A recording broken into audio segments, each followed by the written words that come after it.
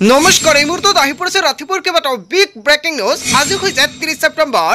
PM কিষাণৰ প্ৰতিজন হিতাধিকাৰীৰ বাবে ভাল খবৰ। PM কিষাণৰ 21 নম্বৰ কিস্তিত 2000 নহয় 4000 টকা প্ৰদান কৰিব কেন্দ্ৰীয় চৰকাৰৰ ফালৰ পৰা জাননী জাৰি কৰিছে। লগতে লাখ লাখ মহিলাৰ বাবে ভাল খবৰ, কিয়নো অৰুণোদয় আঁচনি একাউণ্টত 1250 টকাকৈ প্ৰদান কৰিব চৰকাৰৰ ফালৰ পৰা নতুন তাৰিখ ঘোষণা কৰিছে। যদি আপুনি চৰকাৰী ঘৰৰ বাবে আবেদন কৰিছে, আপোনাৰ বাবে এটা ভাল খবৰ। চৰকাৰী ঘৰৰ নতুন তালিকা আহি পৰিছে। আপুনি কেনেকৈ চেক কৰিব তালিকাত আপোনাৰ নাম আছে না নাই? লগতে লাখ লাখ মহিলা গোটৰ একাউণ্টত 10,000 টকা প্ৰদান কৰা হ'ব। অসমৰ মুখ্যমন্ত্ৰী হিমন্ত বিশ্ব শৰ্মাই বৃহৎ মন্তব্য কৰিছে। 1 অক্টোবৰৰ পৰা সলনি হ'ব কেইবাটাও নতুন নিয়ম। লগতে কেইবাটাও ৰাজনৈতিক খবৰৰ লগতে অৰাজনৈতিক খবৰ যুগুত কৰা হৈছে। আজিৰ দিনটোত গোটেই অসম তথা ভাৰতৰ বিভিন্ন প্ৰান্তৰ পৰা যুগুত হৈছে কেইবাটাও ডাঙৰ খবৰ। এনেবোৰ খবৰ নিতৌ পাই থাকিবলৈ চেনেলটি ছাবস্ক্ৰাইব কৰি ভিডিঅ'টো লাইক কৰিবলৈ নাপাহৰিব। আজিৰ আমাৰ প্ৰথম খুব গুৰুত্বপূৰ্ণ খবৰ হৈছে অসমবাসীৰ বাবে এটা ডাঙৰ খবৰ। PM কিষাণৰ ধনক লৈ ডাঙৰ খবৰ আহি পৰিছে। PM কিষাণক লৈ জৰুৰী নিৰ্দেশনা জাৰি কৰিছে চৰকাৰে। এইবাৰ বহু কৃষকে নাপাব PM কিষাণৰ টকা। PM কিষাণৰ ধন পাবলৈ কৰিব লাগিব কেইবাটাও গুৰুত্বপূৰ্ণ কাম। হয় বন্ধু বান্ধৱীসকল, PM কিষাণৰ 21 নম্বৰ কিস্তিক লৈ কেন্দ্ৰীয় চৰকাৰৰ ফালৰ পৰা জাননী জাৰি কৰিছে। এইবাৰ ধন লাভৰ পৰা বঞ্চিত হ'ব 7 প্ৰকাৰৰ কৃষক। কোন কোন কৃষকে লাভ নকৰিব PM কিষাণৰ ধন, ইয়াক লৈ কেন্দ্ৰীয় চৰকাৰৰ ফালৰ পৰা জাননী জাৰি কৰিছে। এটা পৰিয়ালৰ এজন ব্যক্তিয়ে পাব PM কিষাণ আঁচনিৰ সুবিধা। PM কিষাণৰ ধন পাবলৈ হ'লে নিজৰ খেতি মাটি থাকিব লাগিব। আনৰ মাটিত খেতি কৰা লোকসকলে নাপাব PM কিষাণ আঁচনিৰ সুবিধা। PM কিষাণৰ ধন লাভ কৰিবলৈ হ'লে EKYC কৰাটো বাধ্যতামূলক। EKYC ভূমি পৰীক্ষা নকৰা সকলোৱে নাপাব PM কিষাণৰ ধন। চৰকাৰী চাকৰিয়ালৰ পৰিয়ালৰ লোকসকলে নাপাব PM কিষাণৰ টকা। PM কিষাণক লৈ জৰুৰী নিৰ্দেশনা জাৰি কৰিছে কেন্দ্ৰীয় চৰকাৰৰ ফালৰ পৰা।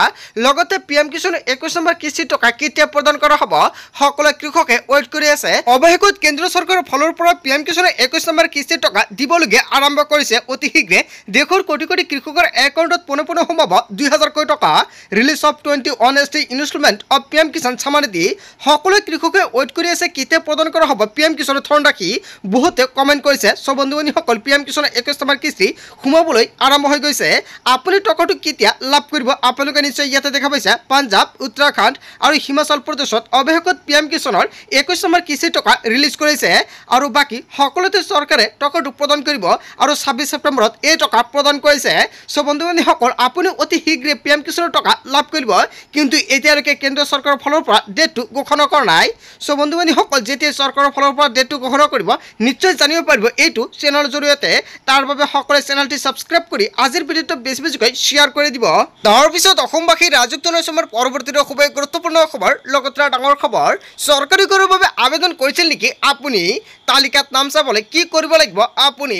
যদি আপুনি আবেদন কৰিছিল তেন্তে তালিকাত চাওক আপোনাৰ নাম আছে নে নাই, কিয়নো চৰকাৰে চৰকাৰী ঘৰৰ নতুন তালিকা প্ৰকাশ কৰিছে। পকীঘৰ নথকা সকলোৱে লাভ কৰিব চৰকাৰী পকীঘৰ।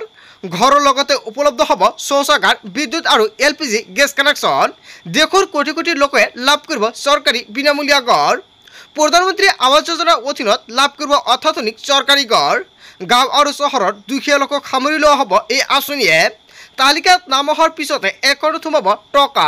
প্ৰথমতে তালিকাত চাওক আপোনাৰ নাম আছে নে নাই। আপুনি কেনেকৈ তালিকাত নামটো চেক কৰিব? সব বন্ধু বান্ধৱীসকল, আপুনি অনলাইনৰ মাধ্যমত চেক কৰিব নোৱাৰিব, কিন্তু অনলাইনত এতিয়ালৈকে আপডেট কৰা নাই। আপুনি পঞ্চায়তৰ জৰিয়তে চেক কৰিব পাৰিব তালিকাত নাম আছে নে নাই। 3 কোটি প্ৰধানমন্ত্ৰী আৱাস যোজনা ঘৰ নিৰ্মাণৰ বাবে আবণ্টন দিছে চৰকাৰে। নতুন ঘৰত থাকিব সকলো সুবিধা। শৌচাগাৰ আৰু বিদ্যুৎ সেৱাৰ লগতে নতুনকৈ কৰিব নালাগে আবেদন। সকলোসমূহ সুবিধা লাভ থাকিব চৰকাৰী ঘৰৰ লগতে। বিনামূলীয়া ঘৰৰ লগতে উপলব্ধ হ'ব শৌচাগাৰ আৰু বিদ্যুৎ সেৱা। লগতে দিয়া হ'ব LPG গেছ কানেকশ্যনৰ সুবিধা। যাৱতীয় সকলো নথিসহ দাখিল কৰক আবেদনৰ সময়তে। ইয়াৰ বাবে লাগিব আপোনাৰ Aadhaar card, PAN card, ration card আপোনাৰ ভেৰিফাই কৰিব লাগিব। ৰেচন কাৰ্ডত থাকিব লাগিব আপোনাৰ নাম, বেংক একাউণ্টৰ সৈতে লিংক থাকিব লাগিব আধাৰ কাৰ্ড। যদি এইসমূহ কাম আপুনি এতিয়ালৈকে কৰা নাই, অতি শীঘ্ৰে কৰাই লওক। যদি চৰকাৰী ঘৰৰ তালিকাত আপোনাৰ নামটো আছে তেনে ক্ষেত্ৰত আপোনাৰ EKYC কৰিব লাগিব। EKYC কৰাৰ সময়ত আপোনাৰ জব কাৰ্ড, আধাৰ কাৰ্ড লগতে বেংক একাউণ্ট দিব লাগিব। কেৱল এয়াই নহয়, আপোনাৰ ৰেচন কাৰ্ডো লাগিব। এইসমূহ নথিৰে আপুনি কৰিব লাগিব EKYC। EKYC কৰাৰ পিছতে আপুনি লাভ কৰিব চৰকাৰী ঘৰৰ প্ৰথম কিস্তিৰ টকা। আৰু চৰকাৰী ঘৰৰ প্ৰথম কিস্তিৰ টকা কেতিয়া প্ৰদান কৰিব নিশ্চয় নেক্সট ভিডিঅ'ত জনাই দিম। প্ৰথমতে যদি চৰকাৰী ঘৰৰ তালিকাত আপোনাৰ নাম আছে আপুনি EKYC কৰি ৰাখক। তাৰ পিছত অসমবাসীৰ ৰাজুক জনাইছো আমাৰ পৰৱৰ্তী খুব গুৰুত্বপূৰ্ণ খবৰ লগতে ডাঙৰ খবৰ ৰেচন কাৰ্ডৰ গৰাকীৰ বাবে আহি গ'ল ডাঙৰ খবৰ ৰেচন কাৰ্ডত আপোনাৰ পৰিয়ালৰ কোনো সদস্যৰ নাম উঠা নাই নেকি শীঘ্ৰে নাম অন্তৰ্ভুক্ত কৰিব পাৰিব ৰেচন কাৰ্ডত ডাটা এন্ট্ৰি অপাৰেটৰৰ বাবে বাদ পৰিছিল বহু লোকৰ নাম নুঠা সদস্যৰ অন্তৰ্ভুক্তিৰ বাবে চলি আছে বিশেষ অভিযান ইয়াৰ বাবে দাখিল কৰিব লাগিব নতুন প্ৰপত্ৰ পঞ্চায়তৰ জৰিয়তে দাখিল কৰিব পাৰিব এই প্ৰপত্ৰ যিসকল লোকৰ নাম এতিয়াও অন্তৰ্ভুক্ত হোৱা নাই তেওঁলোকৰ তালিকা প্ৰস্তুত কৰিছে চৰকাৰে মন্ত্ৰী ৰঞ্জিত কুমাৰ দাসে কৰিলে ডাঙৰ ঘোষণা ৰেচন কাৰ্ডত আপোনাৰ কোনো পৰিয়ালৰ সদস্যৰ নাম অন্তৰ্ভুক্ত হোৱা নাই নেকি ধৰক আপোনাৰ ঘৰত 6জন সদস্য আছে এজন বা দুজন নাম যদি অন্তৰ্ভুক্ত হোৱা নাই তেনে ক্ষেত্ৰত আপুনি কেনেকৈ কৰিব আপোনালোকে সকলোৱে জানে ডিচি অফিচত এতিয়া কোনো ধৰণৰ কাম নকৰে সেয়ে আপুনি পঞ্চায়তৰ জৰিয়তে কৰিব পাৰিব সো বন্ধুবান্ধৱীসকল এতিয়া আপুনি খবৰ কৰক আপোনাৰ পঞ্চায়তত বা আপুনি যোগাযোগ কৰক আপোনাৰ সুলভমূল্যৰ দোকানত আপুনি তাৰ পৰা সম্পূৰ্ণকৈ কৰিব পাৰিব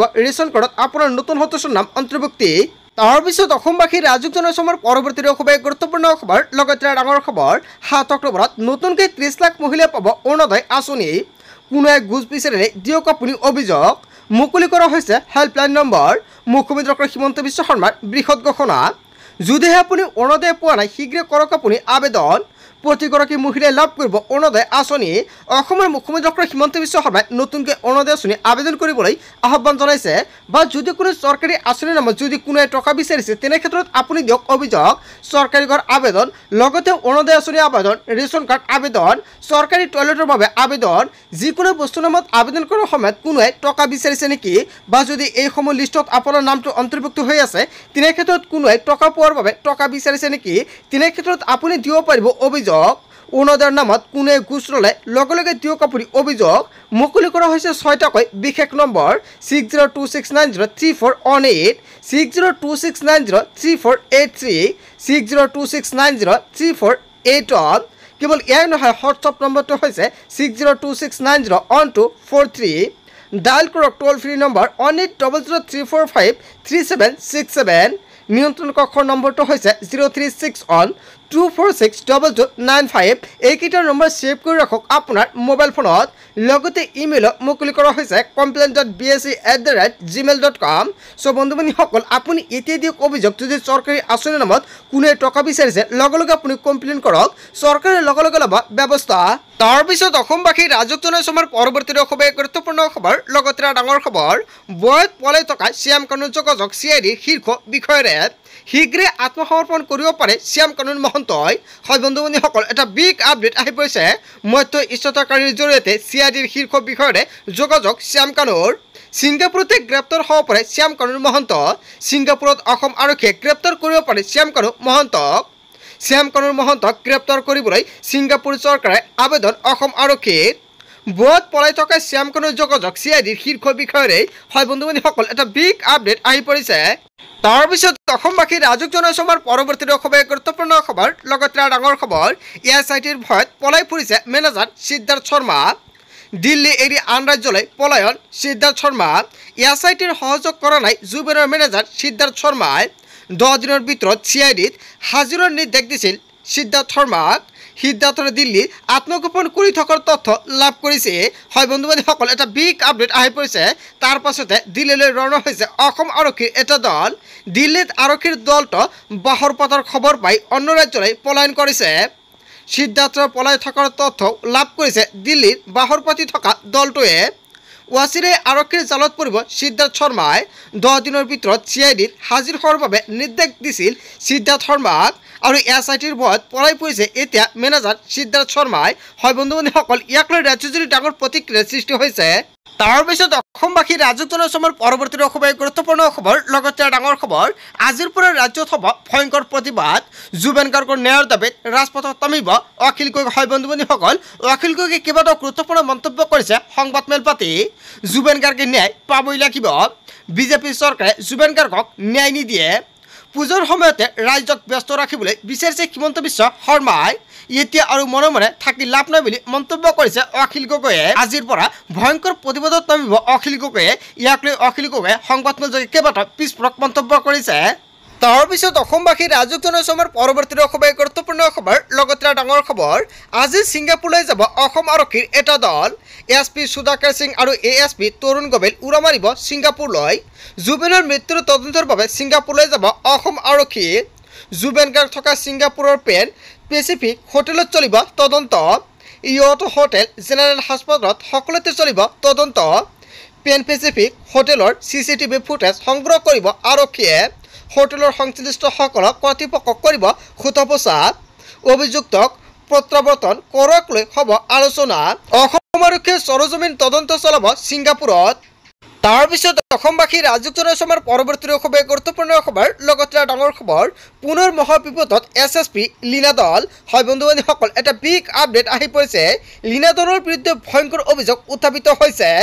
এটা ডাঙৰ খবৰ আহি পৰিছে। আজিৰ দিনটোতে নিজৰ কন্যাৰ নামত STৰ ভুৱা প্ৰমাণপত্ৰ উলিয়াইছিল লীনা দলে। দিল্লী বিশ্ববিদ্যালয়ত ভুৱা প্ৰমাণপত্ৰৰে নামভৰ্তি কৰাইছিল। ৰাষ্ট্ৰীয় অনুসূচিত জনজাতি আয়োগৰ তদন্তত বিস্ফোৰক তথ্য। দিল্লী বিশ্ববিদ্যালয় আৰু অসম চৰকাৰলৈ অভিযোগ পত্ৰ। লীনা দলে আৰু কন্যাৰ বিৰুদ্ধে গোচৰ ৰুজু পৰামৰ্শ। ইতিমধ্যে দিল্লী মৰিচনগৰ থানাত FIR দাখিল দিল্লী বিশ্ববিদ্যালয়ৰ। লীনা দলৰ বিৰুদ্ধে ব্যৱস্থা ল'বলৈ পৰামৰ্শ আয়োগৰ। তাৰ পিছত অসমবাসী ৰাজুক জনাইছে আমাৰ পৰৱৰ্তী খুবেই গুৰুত্বপূৰ্ণ খবৰ। লগতে ডাঙৰ খবৰ, 27 নৱেম্বৰৰ পৰা কঁপিব উজনি অসম। জনজাতিকৰণক লৈ ৰাজপথত নামিব মৰাণ জনতা। চৰকাৰক ডেডলাইন বান্ধি দিলে মৰাণ ছাত্ৰ সন্থাই। 25 নৱেম্বৰৰ ভিতৰত উত্তৰ দিব লাগিব চৰকাৰে, অন্যথা পুনৰ ধাৰাবাহিক আন্দোলনত নামিব মৰাণ জনতা। মৰাণ ছাত্ৰ সন্থাৰ ওপৰত আস্থা ৰাখক মৰাণ জনতাই। কোনে মৰাণ ছাত্ৰ সন্থাক বিচলিত কৰিব নোৱাৰে। জনজাতিকৰণৰ মৰ্যাদা আমি প্ৰাপ্য, আমাৰ অধিকাৰ, আমাক কোনেও বঞ্চিত কৰিব নোৱাৰে। হিমন্ত চৰকাৰক শেষ কৰি মৰাণ ছাত্ৰ সন্থাৰ। হয় বন্ধু বান্ধৱীসকল, এটা বিগ আপডেট আহি পৰিছে। গোটেই অসম তথা ভাৰতৰ বিভিন্ন প্ৰান্তৰ পৰা যুগত হৈছে কেইবাটাও ডাঙৰ খবৰ। এনেবোৰ খবৰ নিতৌ পাই থাকিবলৈ চেনেলটি ছাবস্ক্ৰাইব কৰি ভিডিঅ'ত এটা লাইক কৰিবলৈ নাপাহৰিব। থ্যাংক ইউ ফৰ ৱাচিং ফুল ভিডিঅ'।